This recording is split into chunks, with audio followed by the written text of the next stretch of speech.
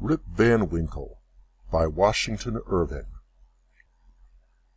The following tale was found among the papers of the late Diedrich Knickerbocker, an old gentleman of New York, who was very curious in the Dutch history of the province and the manners of the descendants from its primitive settlers. His historical researches, however, did not lie so much among books as among men, for the former are lamentably scanty on his favorite topics, whereas he found the old burghers, and still more their wives, rich in that legendary lore so invaluable to true history. Whenever, therefore, he happened upon a genuine Dutch family snugly shut up in its low-roofed farmhouse under a spreading sycamore, he looked upon it as a little clasped volume of black letter, and studied it with the zeal of a bookworm. The result of all these researches was a history of the province during the reign of the Dutch governors, which was published some years since. There have been various opinions as to the literary character of his work, and, to tell the truth, it is not a whit better than it should be. Its chief merit is its scrupulous accuracy, which indeed was a little questioned on its first appearance, but has since been completely established, and is now admitted into all historical collections as a book of unquestionable authority. The old gentleman died shortly after the publication of his work, and now that he is dead and gone, it cannot do much harm to his memory to say that his time might have been better employed in weightier labors.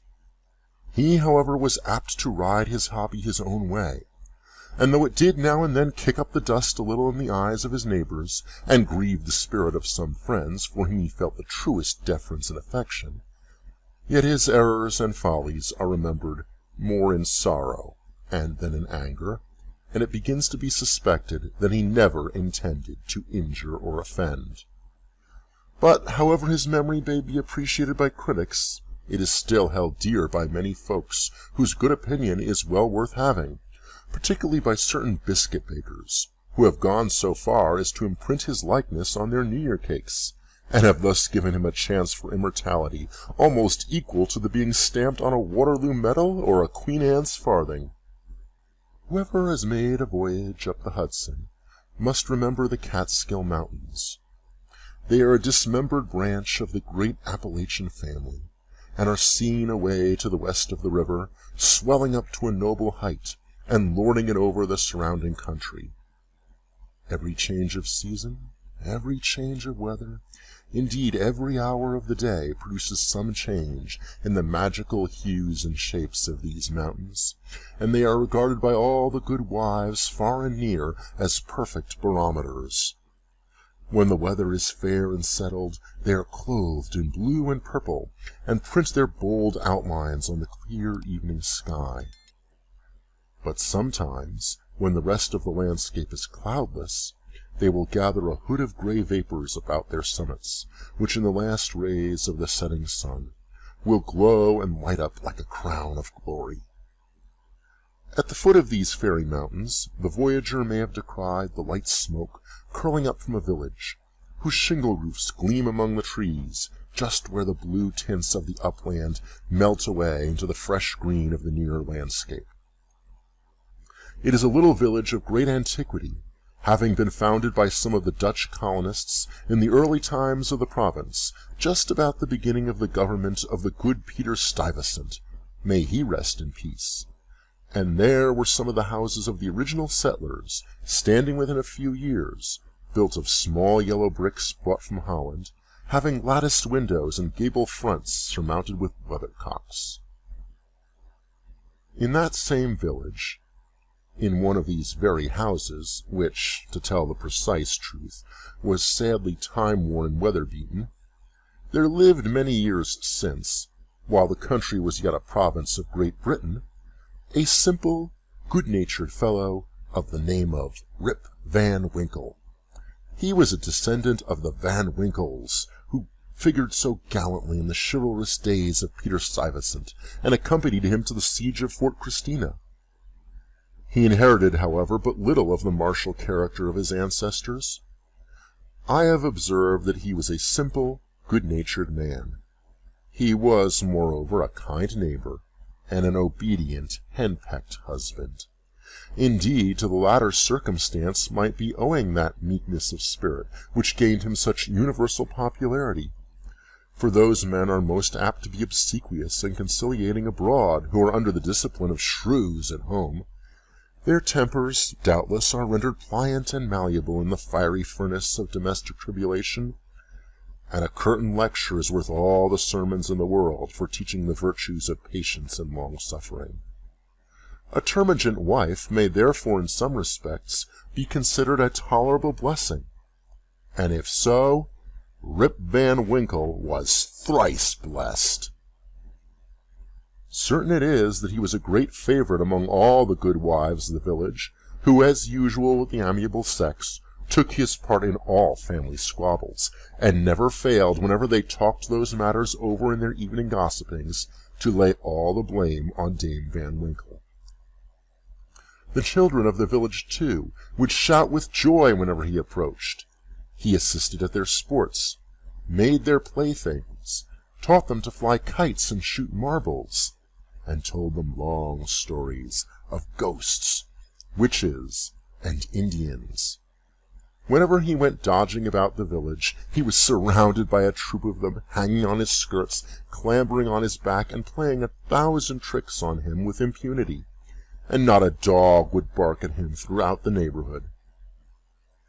The great error in Rip's composition was an insuperable aversion to all kinds of profitable labor.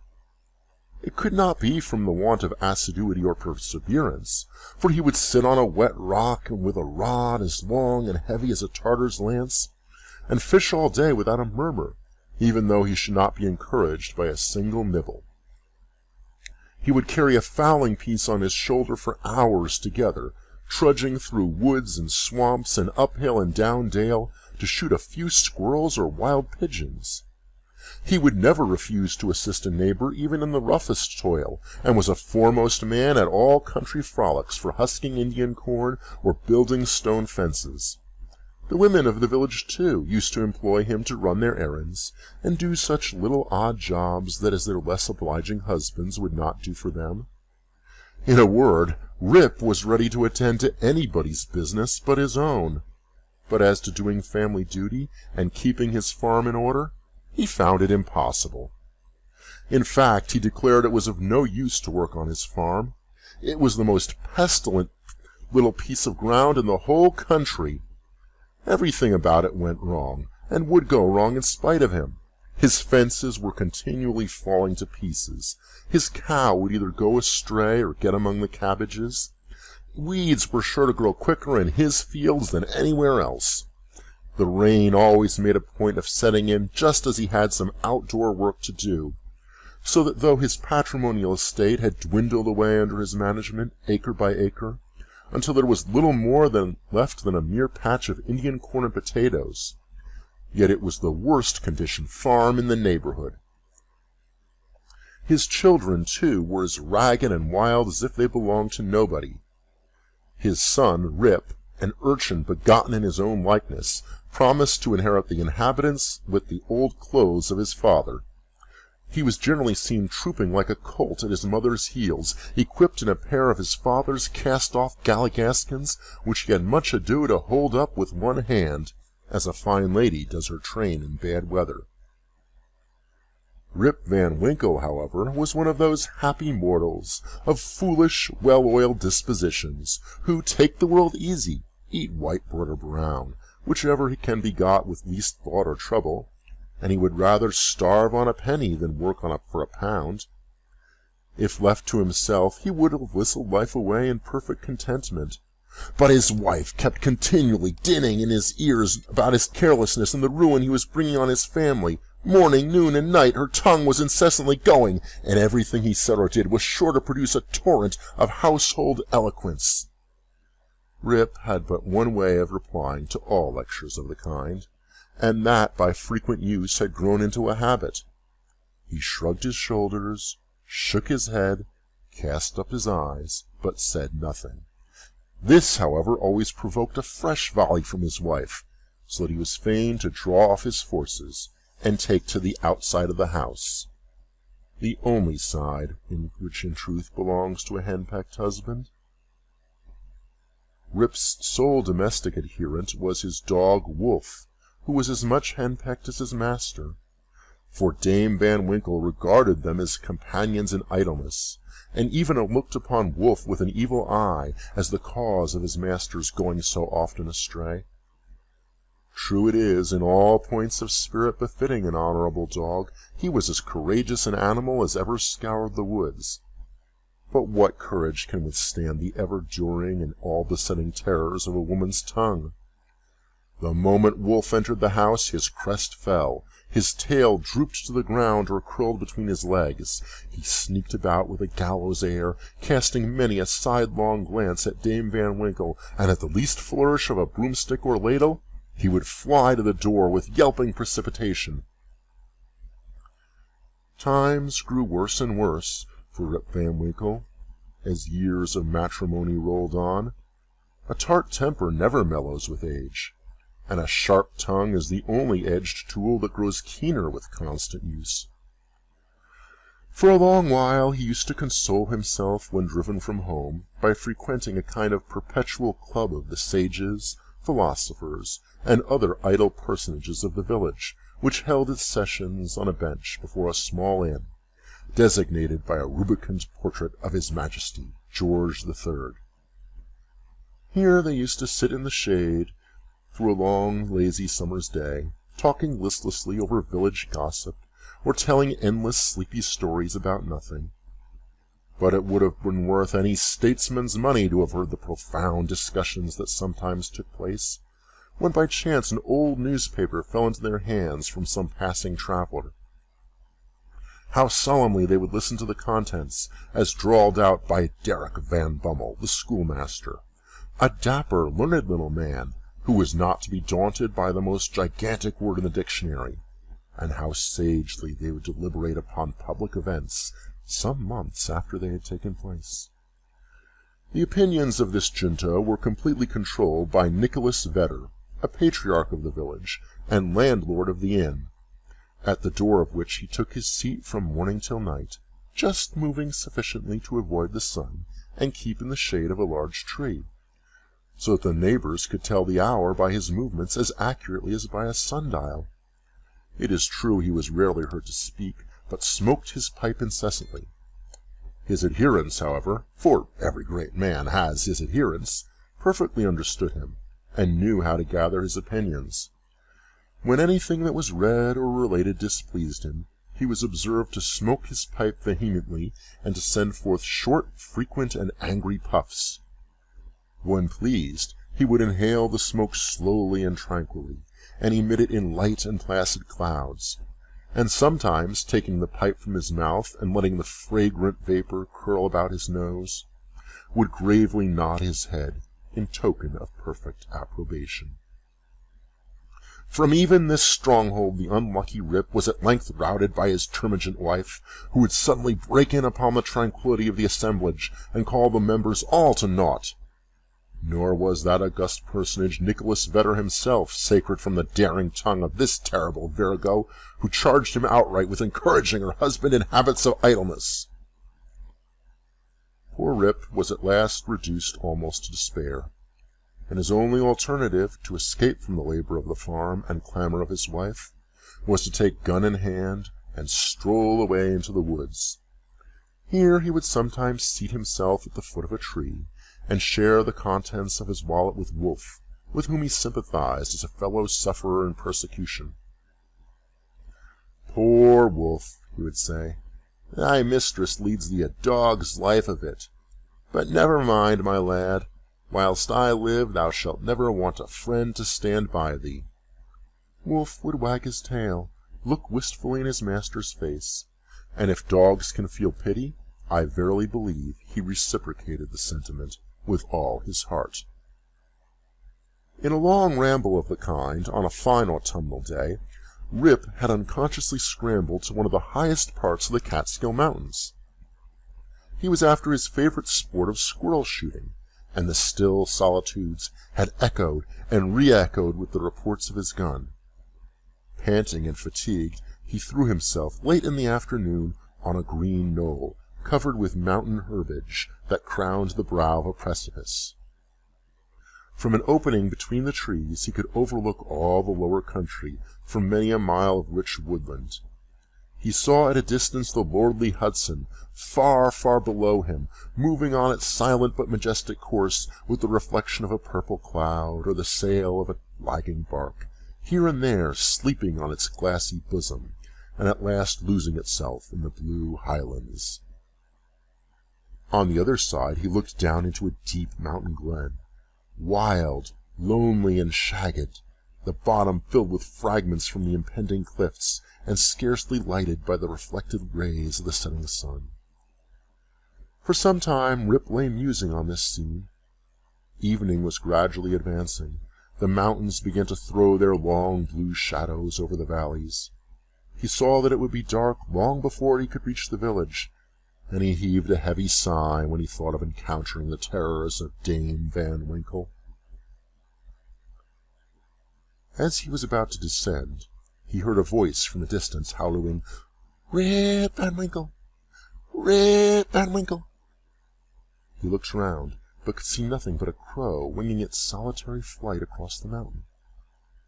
He thought his fancy must have deceived him, and turned again to descend, when he heard the same cry ringing through the still evening air, "Rip Van Winkle! Rip Van Winkle!" At the same time Wolf bristled up his neck, and giving a low growl, skulked to his master's side, looking fearfully down into the glen. Rip now felt a vague apprehension stealing over him. He looked anxiously in the same direction, and perceived a strange figure slowly toiling up the rocks, and bending under the weight of something he carried on his back. He was surprised to see any human being in this lonely and unfrequented place, but supposing it to be someone of the neighborhood in need of his assistance, he hastened down to yield it. On nearer approach he was still more surprised at the singularity of the stranger's appearance. He was a short, square-built old fellow, with thick bushy hair and a grizzled beard. His dress was of the antique Dutch fashion, a cloth jerkin strapped round the waist, several pair of breeches, the outer one of ample volume, decorated with rows of buttons down the sides and bunches at the knees. He bore on his shoulder a stout keg, and that seemed full of liquor, and made signs for Rip to approach and assist him with the load. Though rather shy and distrustful of this new acquaintance, Rip complied with his usual alacrity, and, mutually relieving one another, they clambered up a narrow gully, apparently the dry bed of a mountain torrent. As they ascended, Rip every now and then heard long, rolling peals, like distant thunder, that seemed to issue out of a deep ravine, or rather cleft between lofty rocks, toward which their rugged path conducted. He paused for an instant, but supposing it to be the muttering of one of those transient thunder showers which often take place in mountain heights, he proceeded. Passing through the ravine, they came to a hollow like a small amphitheater, surrounded by perpendicular precipices, over the brinks of which impending trees shot their branches, so that you only caught glimpses of the azure sky and the bright evening cloud. During the whole time Rip and his companion had labored on in silence, for though the former marveled greatly what could be the object of carrying a keg of liquor up this wild mountain, yet there was something strange and incomprehensible about the unknown that inspired awe and checked familiarity. On entering the amphitheater, new objects of wonder presented themselves. On a level spot in the center was a company of odd-looking personages, playing at ninepins. They were dressed in a quaint, outlandish fashion. Some wore short doublets, others jerkins with long knives in their belts, and most of them had enormous breeches of similar style with that of the guides. Their visages, too, were peculiar. One had a large beard, broad face, and small piggish eyes. The face of another seemed to consist entirely of nose, and was surmounted by a white sugar-loaf hat, set off with a little red cock's tail. They all had beards, of various shapes and colors. There was one who seemed to be the commander. He was a stout old gentleman, with a weather-beaten countenance. He wore a laced doublet, broad belt and hanger, high-crowned hat and feather, red stockings and high-heeled shoes with roses in them. The whole group reminded Rip of the figures in an old Flemish painting in the parlour of Dominie van Schaik, the village parson, and which had been brought over from Holland at the time of the settlement. What seemed particularly odd to Rip was that, though these folks were evidently amusing themselves, yet they maintained the gravest faces, the most mysterious silence, and were withal the most melancholy party of pleasure he had ever witnessed.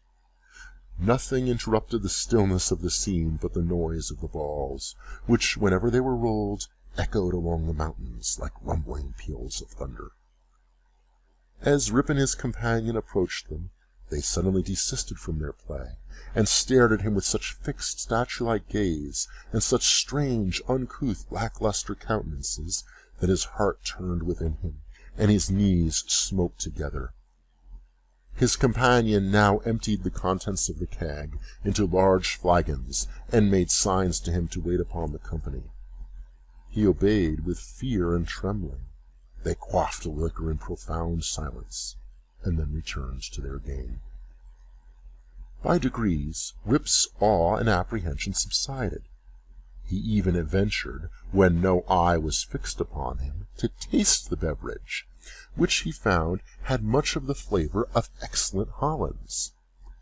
He was naturally a thirsty soul, and was soon tempted to repeat the draught. One taste provoked another, and he reiterated his visits to the flagon so often that at length his senses were overpowered. His eyes swam in his head gradually declined, and he fell into a deep sleep. On waking, he found himself on the green knoll whence he had first seen the men of the glen. He rubbed his eyes. It was a bright, sunny morning. The birds were hopping and twittering among the bushes, and the eagle was wheeling aloft and breasting the pure mountain breeze. "Surely," thought Rip, "I have not slept here all night." He recalled the occurrences before he fell asleep. The strange man with a keg of liquor, the mountain ravine, the wild retreat among the rocks, the woe-begone party at Ninepins, the flagon— "Oh, that flagon! That wicked flagon!" thought Rip. "What excuse shall I make to Dame Van Winkle?" He looked round for his gun, but in place of the clean, well-oiled fowling-piece, he found an old firelock lying by him, the barrel encrusted with rust, the lock falling off, and the stock worm-eaten. He now suspected that the grave roisterers of the mountain had put a trick upon him, and having dosed him with liquor, had robbed him of his gun. Wolf, too, had disappeared, but he might have strayed away after a squirrel or partridge. He whistled after him, and shouted his name, but all in vain. The echoes repeated his whistle and shout, but no dog was to be seen. He determined to revisit the scene of the last evening's gamble, and if he met with any of the party, to demand his dog and gun. As he rose to walk, he found himself stiff in the joints, and wanting in his usual activity. "These mountain beds do not agree with me," thought Rip, "and if this frolic should lay me up with a fit of the rheumatism, I shall have a blessed time with Dame Van Winkle." With some difficulty he got down into the glen. He found the gully up which he and his companion had ascended the preceding evening, but to his astonishment a mountain stream was now foaming down it, leaping from rock to rock, and filling the glen with babbling murmurs.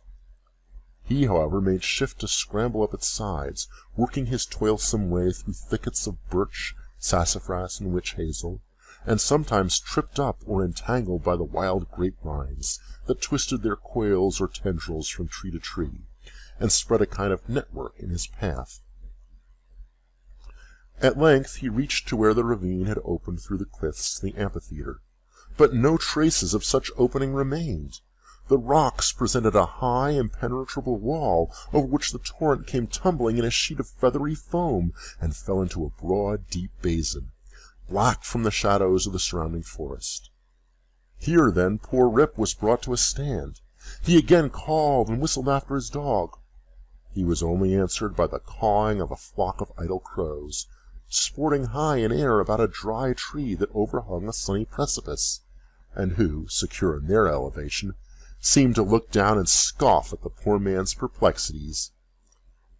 What was to be done? The morning was passing away, and Rip felt famished for want of his breakfast.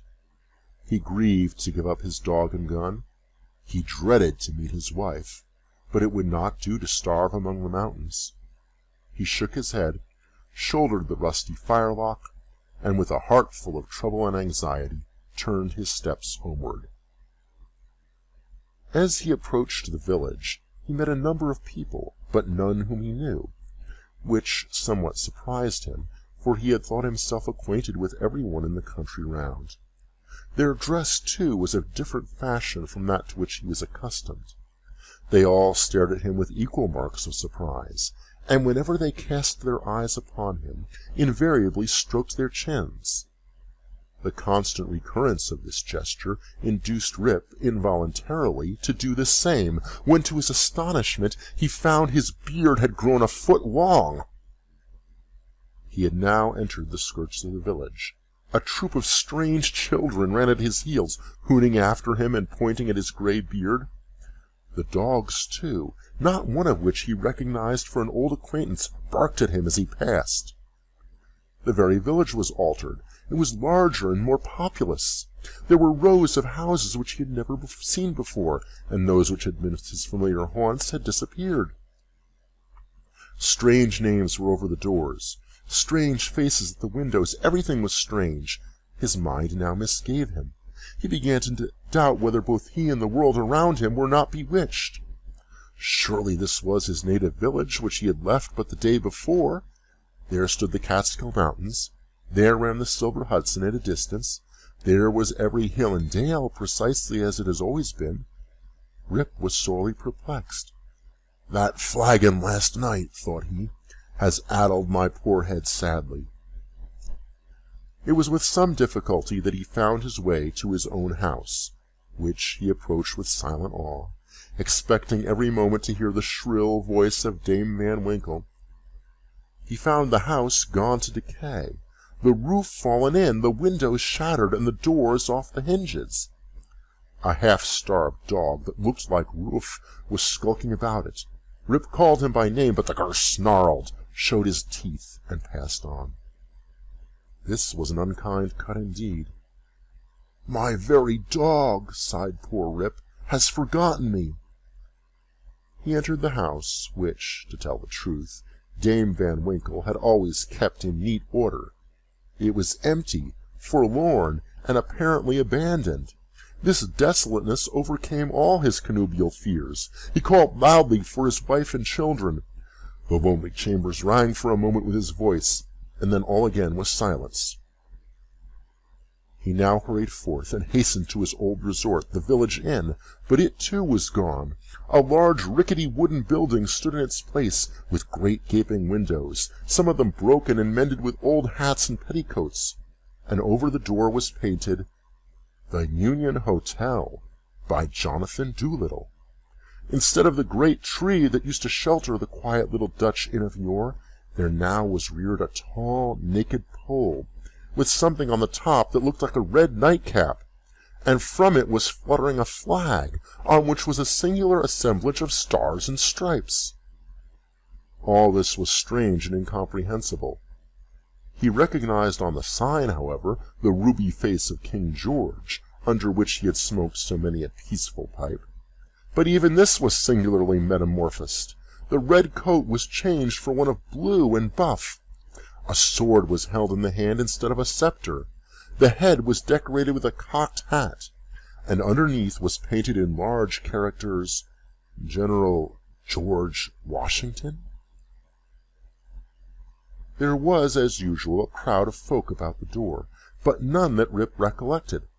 The very character of the people seemed changed.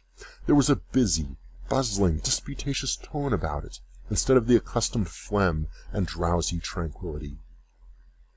He looked in vain for the sage Nicholas Vedder, with his broad face, double chin, and fair long pipe, uttering clouds of tobacco smoke instead of idle speeches, or Van Bummel, the schoolmaster, doling forth the contents of an ancient newspaper. In place of these, a lean, bilious-looking fellow, with his pockets full of handbills, was haranguing vehemently about rights of citizens, elections, members of Congress, liberty, Bunker's Hill, heroes of '76, and other words which were a perfect Babylonish jargon to the bewildered Van Winkle. The appearance of Rip, with his long, grizzled beard, his rusty fowling piece, his uncouth dress, and an army of women and children at his heels, soon attracted the attention of the tavern politicians. They crowded round him, eyeing him from head to foot with great curiosity. The orator bustled up to him, and drawing him partly aside, inquired on which side he voted. Rip stared in vacant stupidity. Another short but busy little fellow pulled him by the arm, and rising on tiptoe, inquired in his ear whether he was Federal or Democrat. Rip was equally at a loss to comprehend the question, when a knowing, self-important old gentleman in a sharp-cocked hat made his way through the crowd, putting them to the right and left with his elbows as he passed, and planting himself before Van Winkle with one arm akimbo, the other resting on his cane, his keen eyes and sharp hat penetrating, as it were, into his very soul, demanded in an austere tone what brought him to the election with a gun on his shoulder and a mob at his heels, and whether he meant to breed a riot in the village. "Alas, gentlemen," cried Rip, somewhat dismayed, "I am a poor, quiet man, a native of the place, and a loyal subject of the king. God bless him!" Here a general shout burst from the bystanders. "A Tory! A Tory! A spy! A refugee! Hustle him! Away with him!" It was with great difficulty that the self-important man in the cocked hat restored order, and having assumed a tenfold austerity of brow, demanded again of the unknown culprit what he came there for, and whom he was seeking. The poor man humbly assured him that he meant no harm, but merely came there in search of some of his neighbors, who used to keep about the tavern. "Well, who are they? Name them." Rip bethought himself a moment, and inquired, "Where's Nicholas Vedder?" There was a silence for a little while, when an old man replied in a thin, piping voice, "Nicholas Vedder? Why, he's dead and gone these 18 years. There was a wooden tombstone in the churchyard that used to tell all about him, but that's rotten and gone, too." "Where's Brom Dutcher?" "Oh, he went off to the army in the beginning of the war. Some say he was killed at the storming of Stony Point. Others say he was drowned in a squall at the foot of Anthony's Nose. I don't know. He never came back again." "Where's Van Bummel, the schoolmaster?" "He went off to the wars, too, was a great militia general, and is now in Congress." Rip's heart died away at hearing of these sad changes in his home and friends, and finding himself thus alone in the world. Every answer puzzled him, too, by treating of such enormous lapses of time, and of matters which he could not understand. War? Congress? Stony Point? He had no courage to ask after any more friends, but cried out in despair, "Does anybody here know Rip Van Winkle?" "Oh, Rip Van Winkle!" exclaimed two or three. "Oh, to be sure, that's Rip Van Winkle yonder, leaning against the tree." Rip looked, and beheld a precise counterpart of himself as he went up the mountain, apparently as lazy and certainly as ragged. The poor fellow was now completely confounded. He doubted his own identity, and whether he was himself or another man. In the midst of his bewilderment, the man in the cocked hat demanded who he was, and what was his name. "God knows!" exclaimed he, at his wit's end. "I'm not myself. I'm somebody else. That's me yonder. No, that's somebody else got into my shoes. I was myself last night, but I fell asleep on the mountain, and they've changed my gun, and everything's changed, and I'm changed, and I can't tell what's my name or who I am." The bystanders began now to look at each other, nod, wink significantly, and tap their fingers against their foreheads. There was a whisper also about securing the gun, and keeping the old fellow from doing mischief. at the very suggestion of which the self-important man in the cocked hat retired with some precipitation. At this critical moment a fresh, comely woman pressed through the throng to get a peep at the gray-bearded man. She had a chubby child in her arms, which, frightened at his looks, began to cry. "Hush, Rip," cried she. "Hush, you little fool, the old man won't hurt you." The name of the child, the air of the mother, the tone of her voice, all awakened a train of recollections in his mind. "What is your name, my good woman?" asked he. "Judith Gardenier." "And your father's name?" "Ah, poor man, Rip Van Winkle was his name, but it's 20 years since he went away from home with his gun, and never has been heard of since. His dog came home without him, but whether he shot himself or was carried away by the Indians, nobody can tell. I was then but a little girl." Rip had but one question more to ask, but he put it with a faltering voice. "Where's your mother?" Oh, she too had died, but a short time since. She broke a blood vessel in a fit of passion at a New England peddler. There was a drop of comfort, at least, in this intelligence. The honest man could contain himself no longer. He caught his daughter and her child in his arms. "I am your father," cried he. "Young Rip Van Winkle once, old Rip Van Winkle now. Does nobody know poor Rip Van Winkle?" All stood amazed, until an old woman, tottering out from among the crowd, put her hand to her brow, and peering under it in his face for a moment, exclaimed, "Sure enough, it is Rip Van Winkle. It is himself. Welcome home again, old neighbor. Why, where have you been these 20 long years?" Rip's story was soon told, for the whole 20 years had been to him but as one night. The neighbors stared when they heard it. Some were seen to wink at each other and put their tongues in their cheeks, and the self-important man in the cocked hat, who when the alarm was over had returned to the field, screwed down the corners of his mouth and shook his head, upon which there was a general shaking of the head throughout the assemblage. It was determined, however, to take the opinion of old Peter Vanderdonk, who was seen slowly advancing up the road. He was a descendant of the historian of that name, who wrote one of the earliest accounts of the province. Peter was the most ancient inhabitant of the village, and well versed in all the wonderful events and traditions of the neighborhood. He recollected Rip at once, and corroborated his story in the most satisfactory manner. He assured the company that it was a fact, handed down from his ancestor the historian, that the Catskill Mountains had always been haunted by strange beings. That it was affirmed that the great Hendrik Hudson, the first discoverer of the river and country, kept a kind of vigil there every 20 years with his crew of the Half Moon, being permitted in this way to revisit the scenes of his enterprise and keep a guardian eye upon the river, and the great city called by his name. That his father had once seen them in their old Dutch dresses playing at 9-pins in a hollow of the mountain, and that he himself had heard, one summer afternoon, the sound of their balls, like distant peals of thunder. To make a long story short, the company broke up, and returned to the more important concerns of the election. Rip's daughter took him home to live with her. She had a snug, well-furnished house, and a stout, cheery farmer for a husband, whom Rip recollected for one of the urchins that used to climb upon his back. As to Rip's son and heir, who was the ditto of himself, seen leaning against the tree, he was employed to work on the farm, but evinced an hereditary disposition to attend to anything but his business. Rip now resumed his old walks and habits. He soon found many of his former cronies, though all rather the worse for wear and tear of time, and preferred making friends among the rising generation, with whom he soon grew into great favor. Having nothing to do at home, and being arrived at that happy age when a man can be idle with impunity, he took his place once more on the bench at the inn door, and was reverenced as one of the patriarchs of the village, and a chronicle of the old times before the war.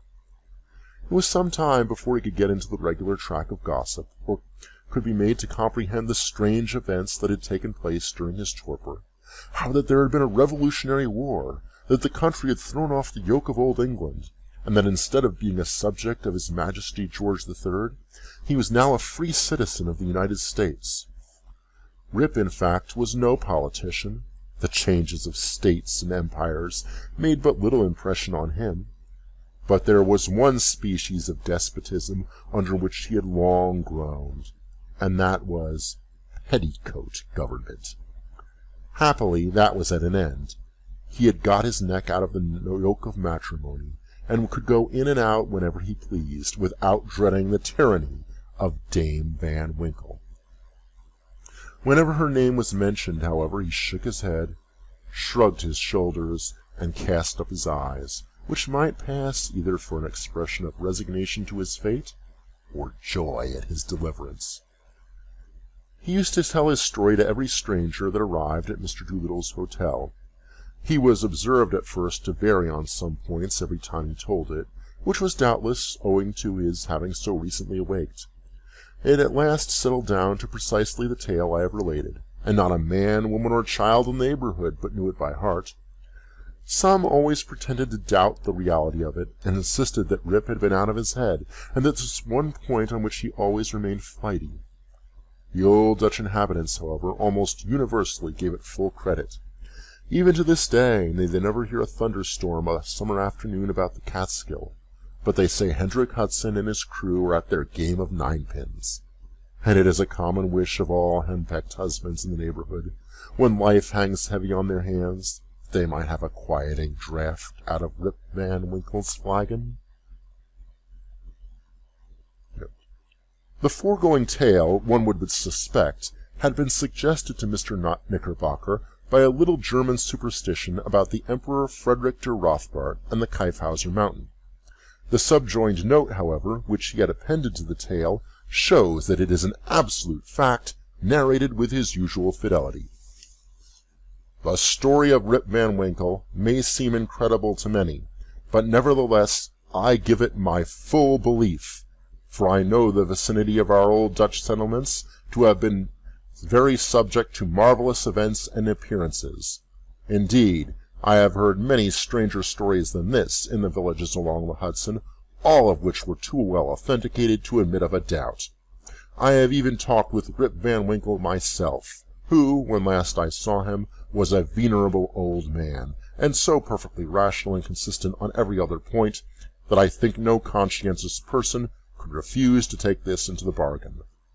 Nay, I have seen a certificate on the subject taken before a country justice, and signed with a cross in the justice's own handwriting.